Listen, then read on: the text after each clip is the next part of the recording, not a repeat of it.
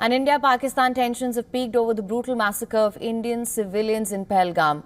After announcing a series of strong measures in response, including the abeyance of the Indus Water Treaty, Pakistan People's Party chairman Bilawal Bhutto-Zardari has raised the war pitch against India.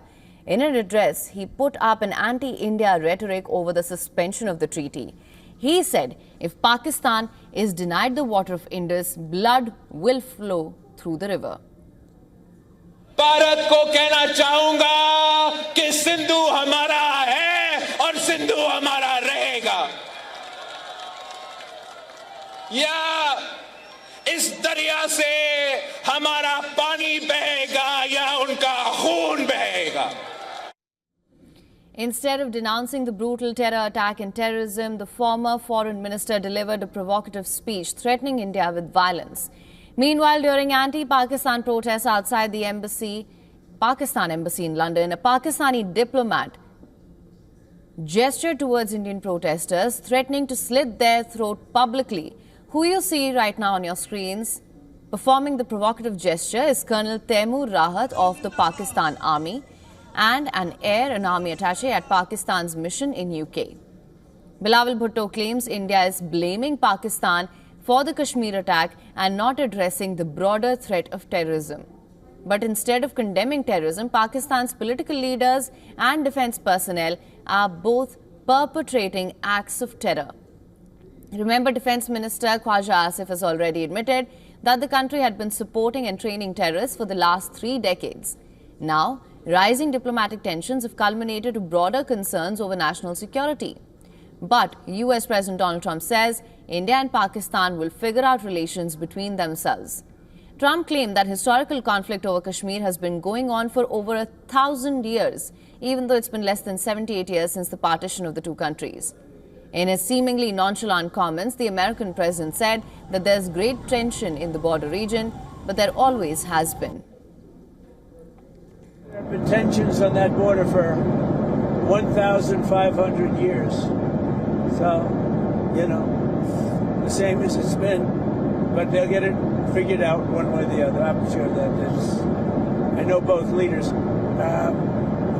There's great tension between Pakistan and India, but there always has been. Even as Trump says the long-conflicted India and Pakistan will sort out tensions, there's no refusing the fact that India and the world wait with bated breath for a military response against Pakistan. What form, where and when are big questions that lie ahead.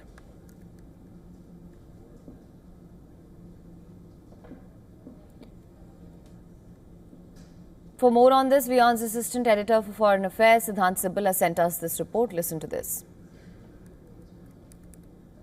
India is mulling various diplomatic options as to how action can be taken on Pakistan. Already last week, we know that the CCS, the Cabinet Committee on Security, had taken a number of decisions. But India is now sensitizing the global community. Foreign diplomats based in Delhi have been sensitized about Pakistan's role over cross-border terrorism and Pakistan's hand in the terror attack that has happened in Pahalgam. Now, essentially, 13 world leaders have spoken to the Indian Prime Minister Narendra Modi, offering support and condolences. The Saudi Foreign Minister has spoken to both Indian and the Pakistani Foreign Minister, even as Iran has offered mediation.